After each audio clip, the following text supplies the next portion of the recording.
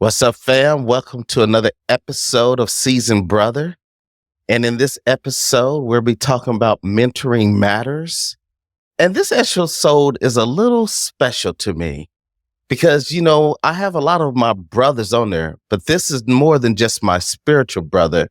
This is my brother. This is Daddy's first and his last on the same podcast together. But I wouldn't have him on if he didn't bring some flavor to the table, a little salt and pepper to marinate this conversation. So without further ado, I want to introduce Mario Caleb Barnes. What up? Welcome What to the up? What up? podcast. What up? Glad to be here. So glad to be here. Glad to have you, bro. Glad to have you. When I was thinking about who to invite to talk about mentoring matters, a lot of people came to mind, but you stood out. And there's a specific reason that you stood out to me. A specific reason that said he has something that he could drop right now on the people that will change these brothers' lives, to impact them, to shape them, and to transform them. But before we get into the conversation, I ask every guest this one question. You are the salt of the earth.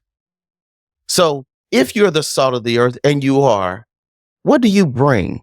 What are some of the things that emanate from you that makes you the salt of the earth? I think I am a binder, bind people together. I love bringing people together. I enjoy having just the fellowship of others around me. Everybody says, you know what I'm saying? Sometimes it's a negative context that everybody has a dog pound or a wolf pack, and wolves travel in packs, and you have to travel in the right pack of people. And I think that having the right set of people in your life will change the trajectory of your life. So I think I bind people together. I always try to set people up for the best thing and put the right people in place. See, what I love about binders is that not only do they cause a whole bunch of flavors to come together to bring the right mix, but they do it in a unique way that when you season meat properly with different flavors, cayenne, salt, pepper, and it begins to bring one flavor that people didn't expect, and they walk away with a unique experience. So I like that. You're a binder. So, Mario, one thing I know about you, and yes, I agree that you are a binder, but for as long as I've known, and that means I've known you your whole life, Truly. you have not just brought people together, but you've had a unique way of gathering young brothers together. Even when you were a young brother, you were causing the brothers that wanted to connect. And even to this day, even with that little salt and pepper in your beard, you are causing brothers that want to connect to you. And a lot of that is mentoring, but some of that is just you understanding the culture and the nature of those young men. Tell me, how'd you get into that? I never thought that I would be a mentor, especially working with young people. That was not my journey. Never thought that that was going to be my thing. It's your parents' fault. And, you know what I'm saying? Mom and daddy's fault. It's just their fault. I blame them wholeheartedly. Um, so I watched dad he loved people, loved Mm. everybody. He loved to talk to people he thought he knew, people he thought looked like somebody he thought knew somebody. He loved people. And mama was always involved with the young people. So those two things, I believe, kind of pushed me in that direction. I remember going away to college and not having I wanted to be a whole musician. I wanted to be a producer. I never thought that I would be working with young people. But when I came back from school, my first semester, mom said, "Hey, I got a job for you working at McAdams. 18 years old. Cool. Started working there at McAdams Park as a park counselor. And for some strange reason, kids start gravitating to me. And it was consistent. Like, so I left, went back to school, and got back home after, 3, 4 years of college. Did not finish that. We'll talk about that later. But got back home and really didn't know what I was gonna do. And so I started working at JCPenney's. And after that, I was like, this doesn't fit me. I need purpose. I need to find purpose. I need to work with some people that I'm giving some purpose to. This just working at a regular job doing retail is not for me. And so mama once again said, hey, we have a good friend that works at Ingalls Elementary. She's the principal there. Go see her. So 1999, November of 1999, I walked into Ingalls Elementary. She said, I'm gonna hire you as a lunch aide. Cool. Well, my first day there as a lunch aide, they had indoor recess. And the kids had peas and carrots and chicken nuggets and mashed potatoes. Well, 2 of those kids decided that they were going to throw them at each other. So I walk in the room and I said, hey, because they was in the spoons about to, go. I said, hey, sit down. They look at me. I look at them. They look at me. And I was like, they was like, who is you? And I was like, don't matter who I am. Put the food down and sit down. And they did. One of those young men became, quote unquote, my nephew. He called me Unc till today. Still calls me Unc till to this day as a 3rd grade student. And it went from there. I did 3 years at Ingalls. I did 5 years at Jardine. I did 5 years at Clark, 5 years at Mueller, 5 years at Brooks. And then you're talking about how certain jobs shaped you, but I think there was something else that was already innate within you. I think that when you went off to Morris Brown and the focus was music, right there was something that already related to a culture, to a people that said that I can have a conversation with you. You're right. That's different. Yeah, because I think already that was already in you to relate to a culture that was different and a culture that needed something different. A lot of the youth listen to people based off of music conversations. Right. If I stepped out and you stepped out right now and you asked people who won the Kendrick Lamar Drake conversation, they would know that you knew what you were talking about because you actually stay in that lane that they're in. Yeah. Whereas me, they would look at and go, bro, really? I never thought about that. I did. I grew up in hip hop. I loved everything about music, everything about the hip hop culture. I studied it. I have a huge collection of Source magazines still to this day. I have a huge collection of Double XL. And I read about hip hop. I read about the culture. I read about everything. And you're right. I guess I never thought about that, but being a part of the culture and in the culture gives you kind of a leg up. It helps navigate those things a little bit easier because I stay on top of today's music. I know who's playing. I know who's hot. I know who's not. And me being a DJ, I have to stay on top of music. But even without that, like being around the kids, they'll be like, we ain't listen to that no more. We listen to this. Or, you know what I'm saying? Whoever's in that lane. And we start a conversation about music. Like just yesterday, a lot of kids like to listen to gang member rap. And I was like, no, we don't do that no more. I went back to, and they was like, oh, y'all did this and this and that and that. I was like, wow, okay. But you're right. I never thought about being a part of the culture and being a part of hip hop. And when I say I love hip hop, I love hip hop. And I think that allows me a little bit more leverage. I think it allows you to have a voice in conversation with them to relate where they are, because when people understand that you know where they live. Yeah. You know, you grew up in a two-family household, Yeah. but you relate to a whole bunch of kids that are single parent households. Definitely. You help propel them, and that's where a true mentor comes in, is where they can say, I understand where you live, but I don't just sympathize with your plight. I step in with your culture to understand the issues and the problems and help you navigate Yeah. beyond those. Yeah. I've watched, and like I said, this conversation is a little different than other conversations because I know you Right. for so long, but I've watched you indirectly and then directly be a role model before you even thought you had to be one. Mm.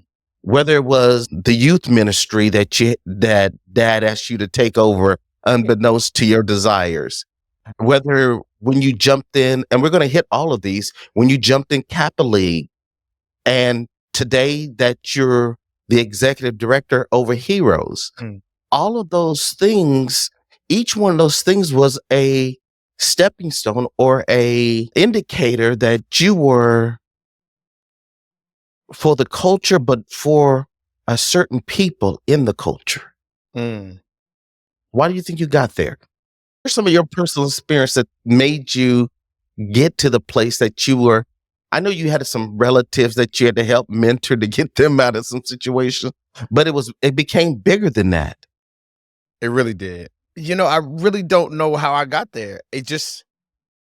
I was just living life and doing the things that I watched my parents do. Um, I think it's osmosis a lot of the times because like I said, I never thought I was gonna get to this point. So to really say, how did we get here? I think a lot of it was watching and then doing what others did. I watched how my uncle Stevie and my uncle Bart um they mentored me. Anytime I needed something or anytime they just felt like wanting to bless me with something, I got what I'm saying? I got suits all my life, but suits for jobs, what I'm saying? They had top of the line clothes. I got my first pair of J's from Uncle Bart. So anything that I needed, it was the village. And so I think that that was how I got here. It was because it was so many supports in my village, from family members to church members to pastors to elders. Those were so many people in my village that showed me that it takes mentorship to get to where you got to go. And I didn't even know it was mentorship. I didn't know they were mentoring me. I didn't know Hmm. that we were even doing any of those things. It was strictly them just showing me how to live life and be a blessing to somebody else on a consistent basis. Anytime I had a question about something, I could go to my Uncle Stevie or my Uncle Bart and say, hey, got a question about this. Of course, I had my parents, of course, that was, what I'm saying, solid as a rock. But I had people in my village that I could just connect with on a consistent basis all the time. That was never an issue. But I always could lean on my village. And I You think know that's what's unique? yeah. Go ahead. What's unique about your village? And we're going to use Uncle Stevie as an example, because he was a mentor to many of us. I mean, he was more than an uncle. He actually mentored us in. I'm gonna start with fashion. Even when he was working at one of the premier retail stores in the early '80s, Yeah. I knew he made sure that we set a standard of of fashion, but it wasn't the fashion to just look good, but it was to present yourself Yeah. in a certain way that people would look at you in a certain way. That so I can see that coming in, but I think that Uncle Stevie did more than that for you and for a lot of the Okay. nephews, in that he showed what pulling someone aside and speaking wisdom in their ear, even if it was one or two words, it was to point you in a direction of success. I think that's one reason that you became a Kappa. Yeah. That our other brother Jesse became that he said, I mean, while y'all had Morris Brown and Morehouse, when you two were down there, you could have went anyway. You could have became alphas. You could have became Qs. I mean, there's enough, especially for you and at Morris Brown. There's a lot of things that could have pointed you, but you remembered what excellence stood for because of someone like Uncle Stevie. True. Let's get to the Kappa League. What made you, since we're talking about someone pointing you, what made you take that next step and do the same thing to not just your relatives, but to other people? See, that's where mentorship steps to a whole nother level. It's one thing to speak to people that are familiar to you, your nieces, your nephews, your neighbors. But when you step to those that are unfamiliar to you and you graft them in, you bring them in, what made you decide I want to mentor? Because that's what the whole point of your Kappa League was about, was I got to transform these young men. Give me some history on that, man. So 2008, I actually started way back at Ingles, a young man named AJ Johnson. Still my mentee to this day. He got to high school. He was not the most popular kid. He, you know what I'm saying? But he was a very good student, did what he did. Could have went a couple of different ways, but he decided to join Kappa League. Some guys came up to him and he decided to join. So him and my other mentee. Pause right there, bro. Yeah. Before we talk about AJ's journey. Yeah. What made you get into Kappa League? Oh. What made me get into Kappa? Oh, my journey? So, first off, I did not know that my Uncle Larry was a Kappa too. That's first. Second of all, Uncle Stevie talked about it, and Jesse knew more about him being a Kappa than I did, but I really didn't see him wear paraphernalia or anything like that. It was something about the Kappa stuff. When I was in elementary school, step shows used to come on TV, and I never wanted to be a dog and bark. I never wanted to be the alphas because they seemed too studious for me. Oh, it just never. They didn't. No, and the Kappas had canes, and they were so smooth with it, and it was just. And so I came back home from college, 1989. When I was at Morris Brown, I saw them. They was on the yard. They was dope. It was cool. I know a few of them. But when I got back home in Wichita, a line crossed. And when that line crossed, they was all friends of mine. A lot of them were. I think it was 9 or 10 of them dudes on the line, maybe. And they were all riding to this club we was going to. And so they jumped in the back of the car. Car was drop top. It was a white drop top. I think it was a Mustang. And they was all rolling, and they had their canes on. You know what I'm saying? And then we got in the club, and they was strolling. I said, I got to do it. This has got to be me. I don't know what I got to do, but I got to join somehow, some way. Fast forward, I started mentoring Kappa League. My house became the Kappa League house in 2000. From 2008 to basically till I got married, my house was the Kappa League house. So the guys would come to my house, and then undergrad house was down the street. And so high school would come, all the Kappa Leaguers would come to my house, and then the undergrad Kappas were down the street, and they would hang out with them. But my journey was definitely, I was like, these dudes are the coolest dudes on the planet. They, you know what I'm saying, smooth, and the swagger of them modeled what I saw in my Uncle Stevie and my Uncle Larry. They smooth, cool dudes, always dressed to the T, and then, yeah. So it was always that type of thing. I'm going to pause right there because we had some network issues. Okay, you're Yeah. good now. Looks like you're real good. Can you hear me? Yeah, I can hear you. All right. It says your network was struggling there for a second. Yeah. And you were saying? Those guys were just the coolest, smoothest dudes ever. And then fast forward to 2012, Jesse joined, and I was like, oh, if Jesse joined, gotta join. So here we are. And so then you got into mentoring within the Kappa League. And since 2008, you probably interacted with 20, 30 youth. No, it was way more than that. So, like I said, my house was the Kappa League house. And so, Okay. let's see, it was 16. No, it was 16, 14, 12.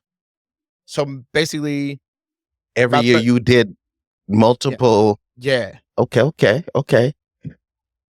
In what ways do you think that impacted those young men? And what are you doing to continue that impact of those young men? So And it's more than a Kappa League. It right. was you as an individual. Yeah. In what ways? I think that those young men are now trying to reach and teach others. The impact of me mentoring them makes them want to mentor some other young people. I could say for at least 10 of those young men right now, they are doing some kind of mentorship and Mhm. helping young people themselves.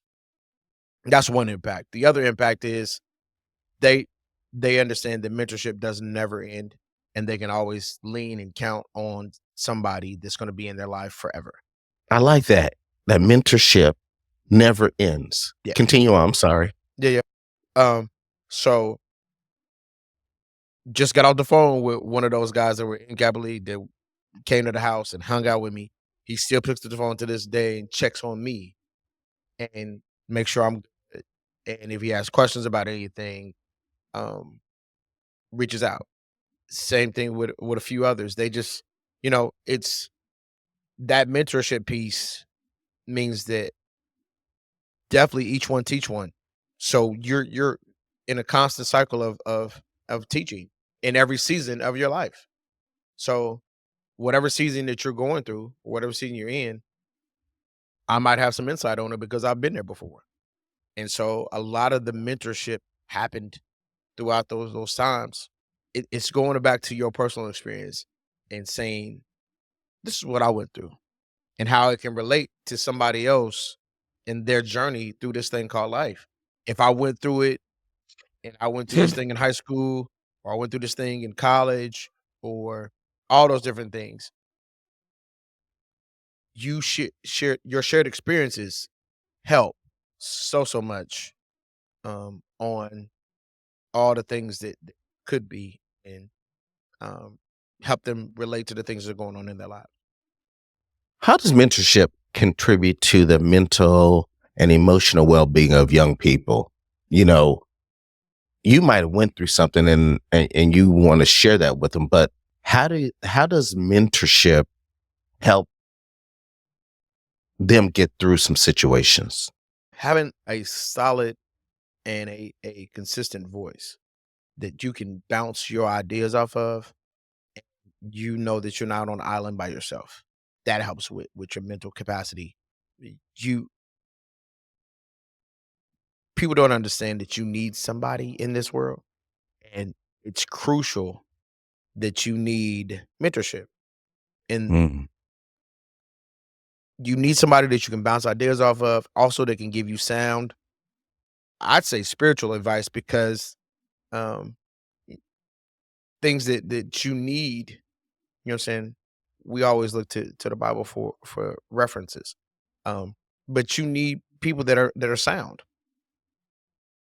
Everybody can be a mentor, yes, but you need sound people that have a decent head on their shoulders themselves, so they can give sound advice to others. Now, mentoring's good, but sometimes we got to go beyond mentorship to coach people to that next level to Yeah. get, and I think our young men more than ever need that coaching. They need that someone that can direct them in a way of beyond just getting past their life experiences, but to experience something new. And only a coach can bring you there. At what point in your life did you see yourself as a coach? I'd say the past 5 years.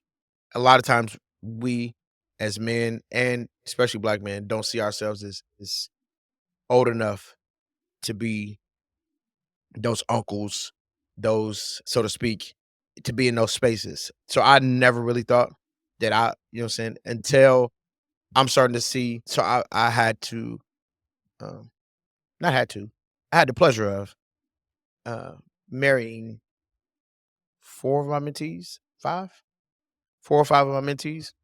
And when you get into spaces and having to coach, you know what I'm saying, young people on When you marriage, say marrying, for those some of those people that listen, that you officiated officiated their wedding. Sorry. their wedding. Because some people would take that and be And like, run what with is it he like, talking what? about? What you doing? Marrying. That you had the ability to officiate. Yes, I had officiated their wedding. I need to start saying that. Yeah, people would take that and run with it. That's squad. Um, so I think, you know, becoming one of those elders and having to coach people through, I didn't see myself as that coach until recently. And, you know, I'm a newbie when it comes to marriage, and newbie when it comes to that nature. But I've had some life experiences and things, and so yes, I believe I'm a coach now. I didn't believe I was a coach at 30, at 35, but now definitely. So I recently saw that you became executive director of a program called Heroes. Why don't you give the audience a little understanding of Heroes and what it's about and what led you to become the executive director of Heroes? So Heroes Academy is a 501c3 nonprofit focused on helping young people become their best selves through mentorship. So we work with grades 3rd through 8th, and we help kids through build relationships, also finding out what their skill sets and what they're into and what they like to do, so that we can steer them in the right direction for the future. We want them to be their best selves at school, at home, and in the community. So um, my journey to Heroes came from um, two things. One, I mentor throughout my career in the school district. I did it would have been 24 years if I would have went back this past year. So it was 23 years in the school district. And so my last few years, I was a what they call a future ready advocate mentor with your good friend William Polite. And so we basically worked on the social emotional learning and the pieces that go into working with young men of color inside school systems. So we did that. And so throughout working in that program and a little bit more flexibility, going to those schools, talking to people, um, it was a different muscle. It was working a different way. My frat brother and friend was over Heroes at the time, and he was talking about leaving. And so he called me up. We had a conversation, hung out with him. He tells the story to everybody, and I didn't think nothing of it because it's just what I do. 8 o'clock one Saturday morning, one of my former basketball players was like, "Coach, come see me play." And I figured that was the best time for me to go, so I ain't you know what I'm saying, disrupting the rest of my day, and I can check you out. Everything is copacetic.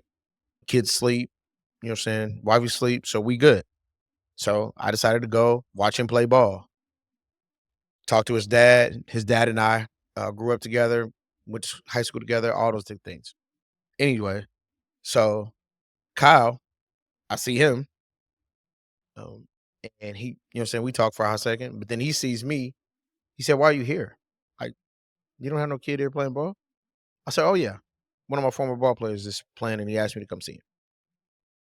And so I stayed for the game, dapped him up, said, "Great game. We'll talk later. Cool." But that conversation, Kyle actually put it in a group chat, you know what I'm saying, the frat brothers.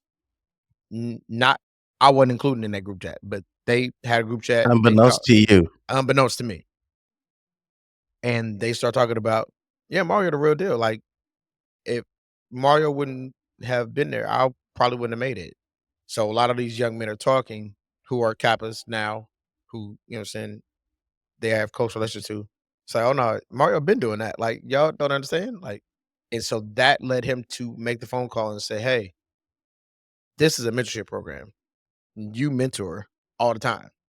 So this would be a great opportunity for you to be in this role." And here I am. There's a lot of older brothers, and that's what Seasoned Brothers is about, that aren't taking experience in life to speak life into the generation behind them. They live their life to themselves. They are focused on their day to day, but they're not leaving an inheritance. It says a wise man leaves an inheritance to his children's children, but he's not just talking to the man that birthed children. He's talking about the man that is, as you spoke earlier, that understands the village, and the village is larger than my intimate family. What do you say to those men that aren't taking their experiences back to the younger men and that Um, don't think they have any experience to give when they do? I say this all the time to men here. I said, "You have a story to tell, and your story could help somebody else. So please don't sit on your story and not tell your story to somebody else, because your story could help somebody else." Listen, there's so many people that have lived life, and if you don't never hear their story, you'll never know that those things about them. Um, their journey to get into the doctor, the lawyer, even the guy that puts up the sheetrock, or even the guy that does the plumbing or HVAC, there's a story there, and journey different, and everybody connects to somebody in different ways. So please don't ever sit on your story, because you have a lot that these young people could learn from through you living your life, and how you started a business, or you just developed things and did things. It's so many ways that men can give back by just coming and talking to young people, coming to sit. Sometimes kids don't even want you to say a whole lot of words. Sometimes they just want to be in the presence of a man, because a lot of our kids are in I single like parent that. homes. I They like just that. they just want to be in the presence of a man. And if your presence there can help him get and motivate him, I'll give you a quick story with that. I was working at Clark Elementary. Young man used to come into my office It and wouldn't doesn't say have to be nothing. quick. Young man would come into my office and would not speak. He would be mad. He'd tell his teacher, "Hey, I need to go see Mr. Barnes." And when he felt like he was okay, he just wanted to be in my presence. He came down and would sit in my office. I'd be working, doing my thing, and I'd ask him if he's okay, if he wanted to talk. Cool. He didn't say nothing. He just, "I'm good." And when he was fine, he said, "I'm good, Mr. Barnes." Cool. He would leave out my office and go back to class. He did this for weeks, and conferences came, and his mom came and talked to me. She was like, "He ain't got a man at home, and he's decided that you are the man, and he wants to come sit in your room and just be in your presence at all times. He don't say a whole lot of words, but he wants to be in your presence." So, fast forward, I start, saying, mentoring him and his brothers. Um, and come to find out, I knew who his daddy was, and grew up with his dad. Long story short, he became my mentee, and I was with him. He hung out with me. I would take him home from school, the whole 9 yards. He was my mentee. He just wanted to be in my presence. And but people don't understand that leadership is really about, they think it's about the words that are espoused. They think it's about some of the actions they see. Sometimes it's just about the leader's presence. You know, one of the things you and I both were blessed with was a strong leader as a father. And I want to use one of your statements is that it was sometimes that all I didn't even want daddy to talk to me. I just wanted to be in his presence. True. It you know, it was watching him was the action. It wasn't always what he said. It wasn't always what he did. It was watching his actions.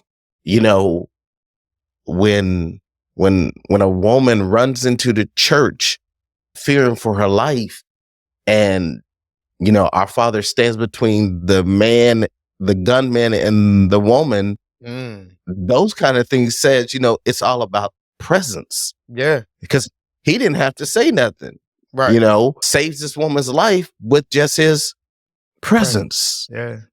You know, for those that listen, we might share that story to y'all one day. But what I want to emphasize was a lot of times it's about presence. Yeah. And what I think the brothers should begin to understand is that their presence means a lot. It doesn't always mean what you're bringing to the table. Sometimes it's just your presence. I'm gonna piggyback on something else you said. You said that watching that a lot of times we don't have to say a whole lot of words at all. People watch your actions and how you act, and they can find out a whole lot about you. A lot of times I would take 6, 7 young men to the Y. We going to hoop. Let's play ball. They love going to hoop. A lot of times I don't have money to get them dudes in, but I have relationships with the people in the front desk. Oh, it's Mario. Oh, you bringing these in? Cool. And it was like, how you do that? And they would always ask me later on. As a matter of fact, a few years later down the road, it was like, how did you ever pull that off? And they were watching my actions and how I dealt with people, how I drove. Yes. And they would ask me questions later on down the road because they were watching me. It's like, how do you drive and you don't cuss everybody out down the road? My mom would have cussed everybody out. Like, my mom's would have cussed this person out. That you not hunking at people, you not cussing at people. There's something different about you. And they were just watching my behavior and how I acted in different situations. And they was like, you didn't cuss them out? You didn't tell them off? Watching people is huge. That's a lot of mentorship. It's just watching your actions and watching what you do and how you do it. What are some of the things or some of the programs that are out there that can structure and maximize the impact upon our young men? I know you got the Boys and Girls Club. Yeah. But are there any other ones out there that can? So here in the city of Wichita, we have Rise Up for Youth, which is ran by David Gilkey and Lynn Gilkey. So they do brotherhood and sisterhood, working with our young people. Excuse me. The Littles, you got Storytime Village, of course, helps kids read. There's a lot of startup programs that young men are trying to really fill a void, but there are not that many that on a national level. There are a lot of mentor programs, but there's not a national program to say we want to save young Black men from the struggles of life. So we need to be more focused on developing those things in our communities. True. To give a greater support system to the men in our communities. Definitely. I think you said David Gilkey? Yeah. You know, I played football with him. Oh, for real? Yes. I did not know that. David's only a year older than me. Wow. He played at Northwest.